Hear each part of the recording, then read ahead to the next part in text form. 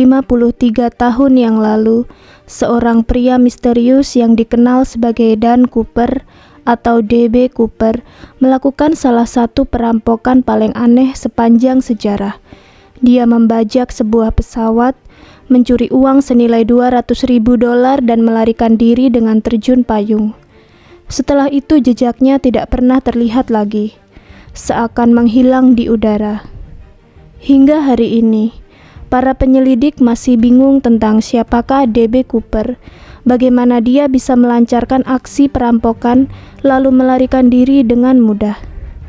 Meskipun para penyelidik memiliki deskripsi fisik yang jelas tentang pria itu dan bahkan sampel DNA, banyak pertanyaan penting yang masih belum terjawab.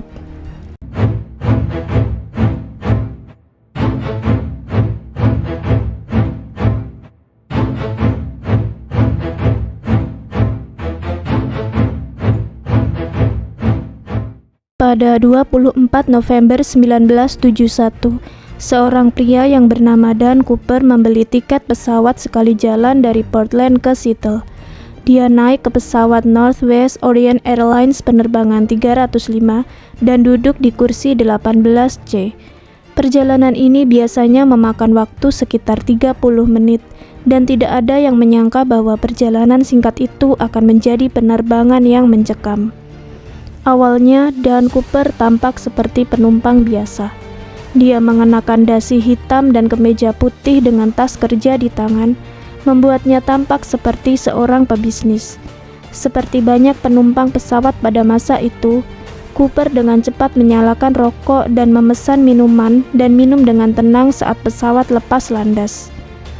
Namun kemudian Cooper memanggil seorang pramugari bernama Florence Schaffner. Cooper menyerahkan secarik kertas. Schaffner sudah terbiasa dengan pebisnis yang mencoba merayunya, jadi dia mengira catatan itu hanya berisi nomor telepon dan langsung memasukkannya ke dalam saku. Cooper mencondongkan tubuhnya ke depan dan berkata, "Sebaiknya Anda baca catatan itu. Saya membawa bom." Schaffner membuka catatan tersebut. Sebuah pernyataan mengerikan tertulis dengan pena spidol, semuanya dengan huruf kapital. Isinya adalah, "Saya membawa bom di dalam tas kerja saya. Saya ingin Anda duduk di sebelah saya." Schaffner pun langsung duduk di kursi di sebelah Cooper dan meminta untuk melihat bomnya. Dengan tenang, Cooper membuka tas kerjanya.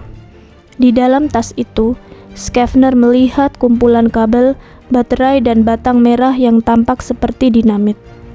"Saya ingin $200.000 sebelum pukul 5 sore. Begitu kata Cooper dengan tenang.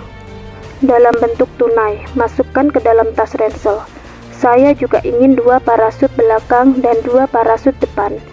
Ketika kita mendarat, saya ingin truk bahan bakar siap untuk mengisi ulang. Jangan coba-coba berbuat macam-macam atau saya akan meledakkan bom ini." Schaffner segera memberitahu pilot. Sementara itu, penumpang lainnya tetap tidak menyadari bahaya yang sedang terjadi di dalam pesawat. Bill Mitchell, seorang mahasiswa Universitas Oregon, duduk di seberang lorong Cooper. Dia ingat saat pilot mengumumkan sesuatu tentang masalah mesin. Mereka harus berputar-putar sejenak untuk mengurangi bahan bakar. Pilot mengundang penumpang untuk pindah ke bagian depan pesawat, tetapi Mitchell tetap di kursinya. Dia sama sekali tidak menyadari situasi berbahaya yang sedang berlangsung. Dia hanya merasa cemburu karena pramugari cantik seperti Schaffner memberi Cooper begitu banyak perhatian. Mitchell memang tidak menyadari rencana jahat Cooper, tetapi dia mampu menggambarkan penampilan fisik Cooper setelah penerbangan. Setelah FBI meluncurkan penyelidikan, Mitchell dan para pramugari membantu membuat sketsa tersangka. Tidak ada penumpang lain yang sempat memperhatikan dengan jelas.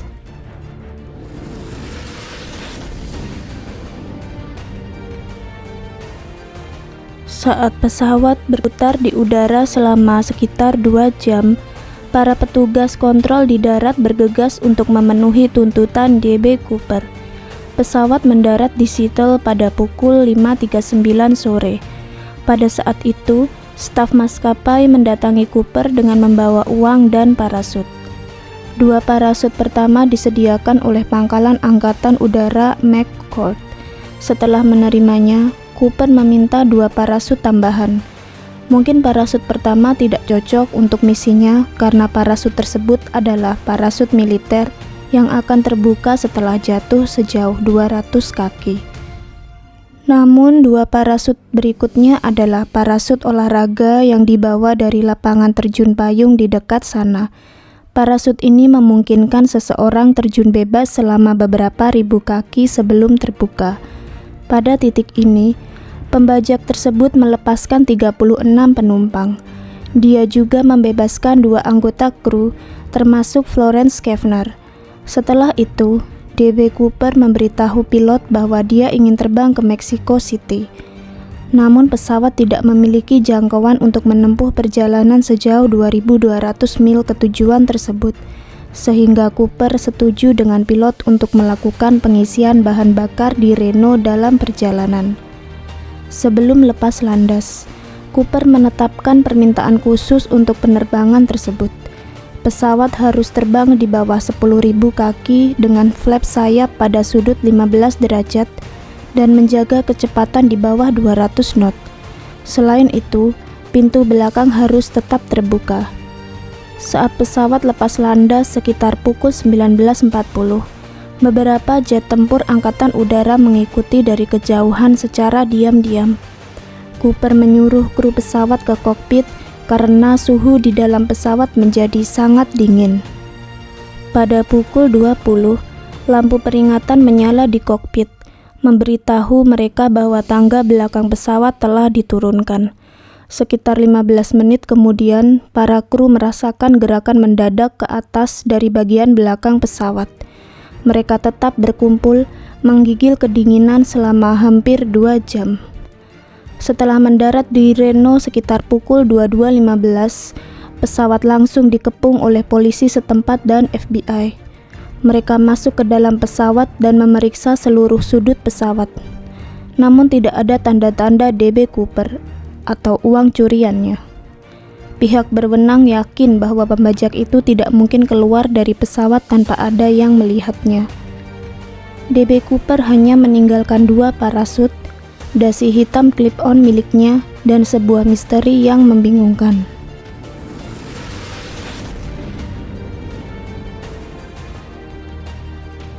D.B. Cooper menghilang begitu saja. Pihak berwenang terkejut, terutama karena tidak ada satupun jet tempur mata-mata yang melihatnya keluar dari pesawat.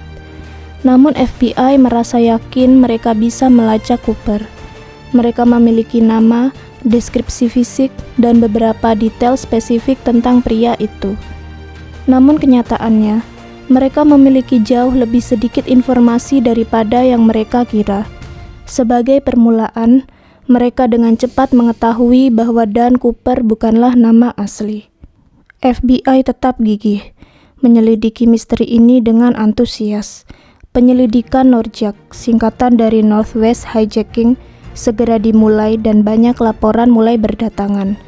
Ralph Himmelsbach, agen utama FBI untuk kasus ini, mengungkap bahwa FBI memiliki daftar panjang tersangka potensial. 5 tahun kemudian, FBI tampaknya menemui jalan buntu. Pada saat itu, mereka telah menyelidiki lebih dari 800 tersangka. Dari jumlah tersebut, hanya 24 orang yang dianggap layak sebagai pelaku sebenarnya. Pada tahun 2011, berkas FBI tentang kasus ini sudah mencapai panjang lebih dari 12 meter, dan masih belum ada jawaban yang jelas. Sementara itu, aksi D.B. Cooper menyebar luas dalam budaya populer. Kisahnya menginspirasi lagu, film, buku, dan bahkan karakter Dale Cooper dalam serial televisi Twin Peaks. Beberapa tersangka utama muncul selama bertahun-tahun, tetapi tidak ada yang didakwa. 5 bulan setelah D.B. Cooper menghilang dalam kegelapan, seorang pria bernama Richard McCoy melompat dari pesawat di atas Utah dengan uang tebusan $500.000. McCoy tertangkap dan dijatuhi hukuman 45 tahun penjara. Meskipun awalnya dianggap sebagai tersangka Norjak, McCoy dilepas karena tidak cocok dengan deskripsi fisik yang diberikan saksi. Tersangka utama lainnya adalah Robert Rackstraw. Mantan penerjun payung pasukan khusus ini jelas memiliki keterampilan untuk bertahan hidup saat melompat dari pesawat dalam kegelapan. FBI secara resmi membebaskannya sebagai tersangka pada tahun 1979, tetapi hingga hari ini beberapa orang masih meragukan statusnya. Pada tahun 1980, seorang anak laki-laki berusia 8 tahun yang sedang berkemah di dekat Portland menemukan sesuatu yang mengejutkan di tepi sungai Columbia. Bandel uang dolar yang compang-camping dengan total $5.880. Nomor serinya cocok dengan uang tebusan yang diberikan kepada D.B. Cooper 9 tahun sebelumnya. Hingga kini, uang itu adalah satu-satunya bukti yang dapat diverifikasi terkait kasus tersebut.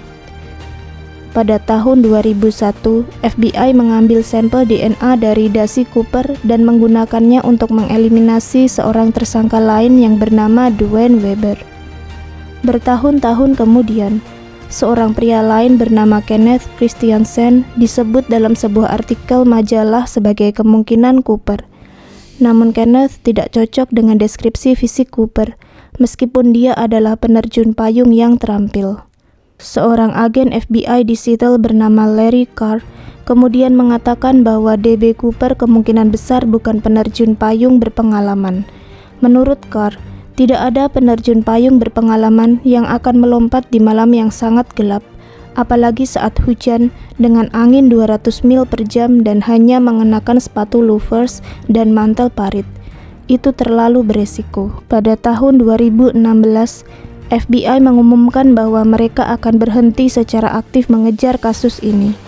Penyelidikan tentang Cooper adalah salah satu penyelidikan terpanjang dan paling mendalam dalam sejarah FBI. Namun meskipun kasus ini tidak lagi aktif, FBI mendorong siapapun yang memiliki bukti fisik spesifik seperti lebih banyak potongan parasut untuk menghubungi polisi terdekat. Sementara itu, detektif amatir dan penyelidik independen masih terus menyelidiki kasus ini. Tentu saja, sangat mungkin bahwa D.B. Cooper sebenarnya tidak selamat dari lompatan itu dan membawa semua rahasianya ke dalam kubur. Dunia mungkin tidak akan pernah tahu dengan pasti, terutama karena kasus ini tidak lagi diselidiki. Bahkan jika kasus ini terpecahkan suatu hari nanti, mungkin hasil akhirnya akan jauh lebih antiklimaks daripada yang diharapkan.